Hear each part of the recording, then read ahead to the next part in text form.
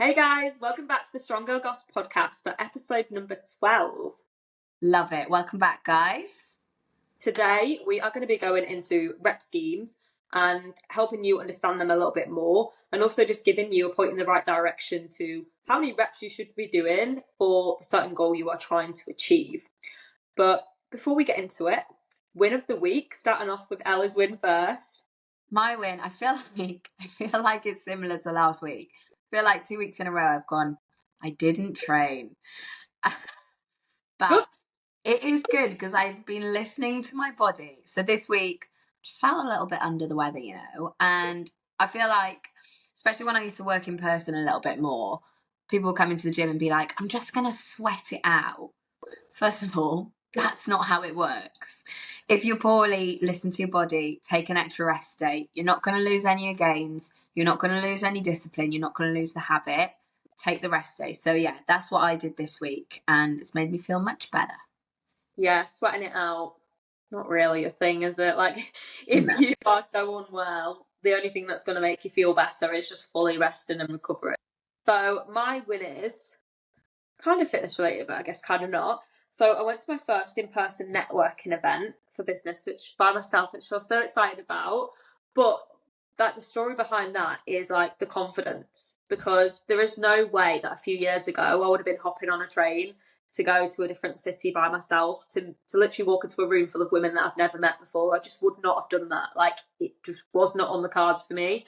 But like, how my confidence has improved over the last few years, all down to strength training, by the way. This is why it is relevant. I promise.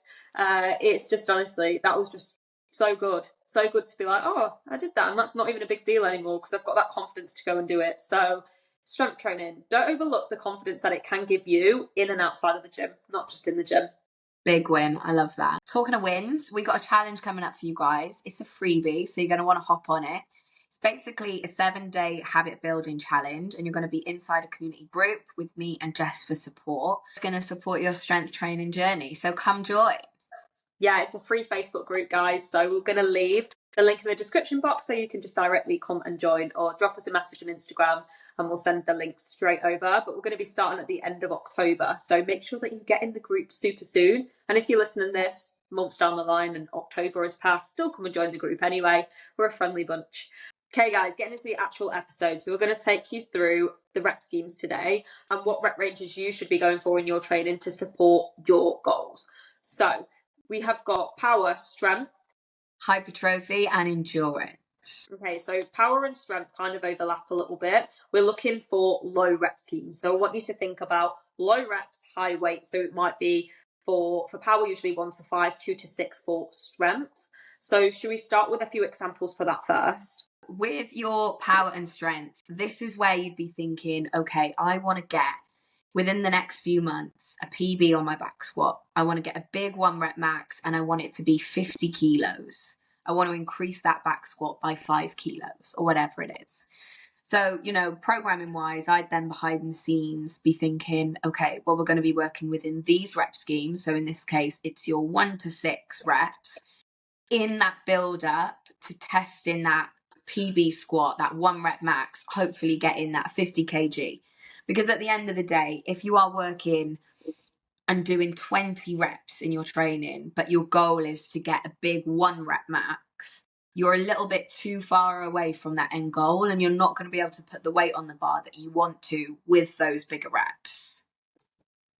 For sure. And I do think a combination of different rep schemes can actually be super helpful and beneficial for your overall performance and strength. A good example like that.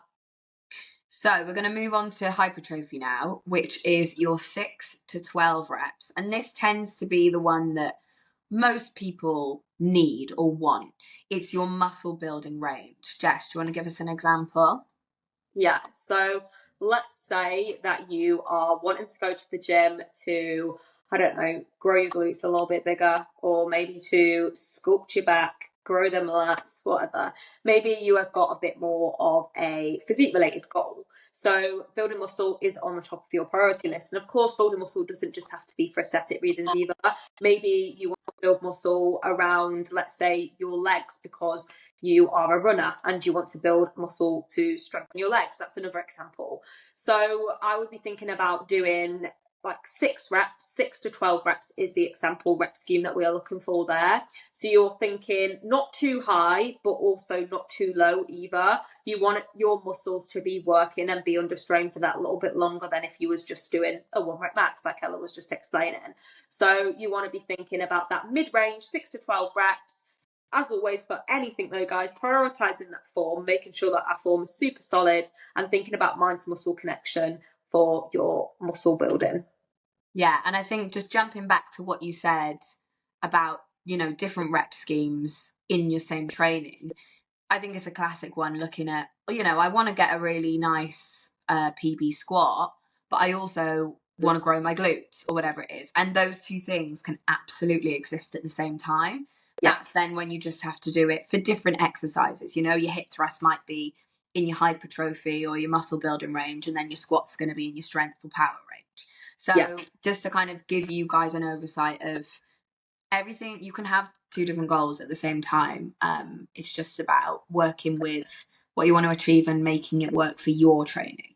Yeah, no, I like that. And I think that's important to remember. Like, you can actually do a mixture of both. We're not expecting you to go into your training session and do 1 rep max for everything and every movement. Honestly, like, that's not what we want to be doing.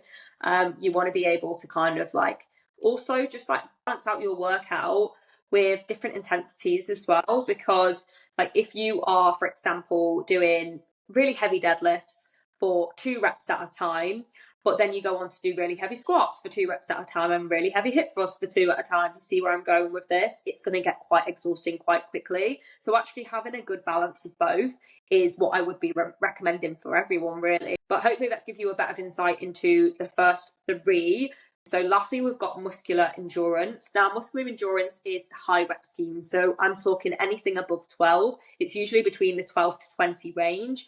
And this is typically done in lower volume with regards to sets. So for example, you might only have 2 sets of 20 reps, and maybe I'm doing something like walking lunges. Now, the purpose for this is to build up that endurance. Let's put the example of you are training for a HYROX, right? And you know that you've got to be doing walking lunges for like 2 minutes, 3 minutes, whatever it is. You want to be training more for muscular endurance. So when it comes to your race, you're not feeling so fatigued. And actually, you can go for a long period of time without getting fatigued. All the training rep schemes definitely have their place. I think it's just about what are you training for? What are your goals? And then as soon as you know that and you've clarified that, then it's going to be easier to kind of choose, okay, which rep schemes do I need to be adding into my training? Yeah, definitely. And look, that's not to say that you can't build muscle or feel strong or be strong in the other rep ranges. Everything, you're at the end of the day, you're still weightlifting, aren't you? You're going to feel strong even if you're doing 15 reps or something. If that's what makes you feel strong, that's fine. It's just, thinking about what is most efficient if you do have that performance goal in mind. So thinking about those power, strength, hypertrophy, and then endurance is really useful, especially I would say if you're winging it, if you're doing it on your own in the gym. It's just useful to have that little bit of direction and that little bit of structure and think, okay, what is my goal and how can I achieve that? I think a good takeaway point from this, and maybe to simplify it all, is if you are going to be lifting heavier, we're thinking about lower rep schemes, right? If you are lifting lighter, usually going to be higher rep schemes. But that doesn't mean like you want to be using the same pair of 5 kg dumbbells and doing 20 squats every single time. There is a time and a place, right? And if you know that you have different goals and you want to be pushing yourself further, that's when we need to be thinking about, okay, bringing those reps down, let me try a heavier weight. So I hope that's kind of give some explanation and some understanding around the rep schemes. Honestly, it can be so overwhelming and so confusing. But I think we've simplified it the best we can. Yeah, I agree. So have a think about that the next time you head into the gym. Instead of picking up a random weight, doing some random reps, thinking about, is that weight challenging you at that amount of reps? And is this amount of reps actually contributing to the goal that I'm trying to achieve? Yeah. And just to touch lastly on rest as well. So when you are training for different rep schemes, for example, if you are training, let's say, and you are doing really heavy sets of 3, and we're in that more power to strength bracket, I might actually be resting for 2, 3, 4 minutes, depending on, again, the amount of sets that I'm going to be doing, because my body is exerting a lot of energy, right?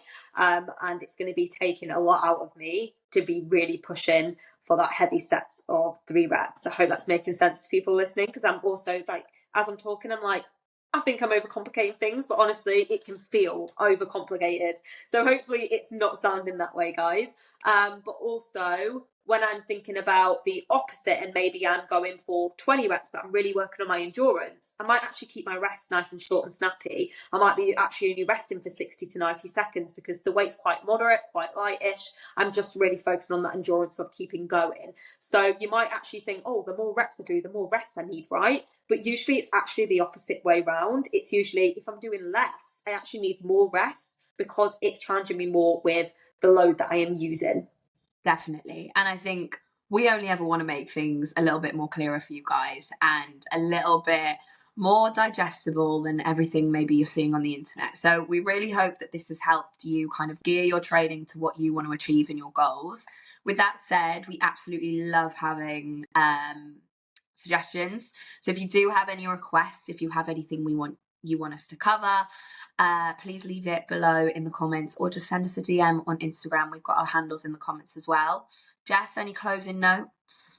Nothing other than we have seen some reviews come through, so please keep them coming, guys, because it is helping boost us up on Spotify and YouTube and get seen by more of you, so that's amazing. But other than that, go head to the description, follow us on Instagram, join the free Facebook group, and we'll be back next week for another episode. See you there. Bye.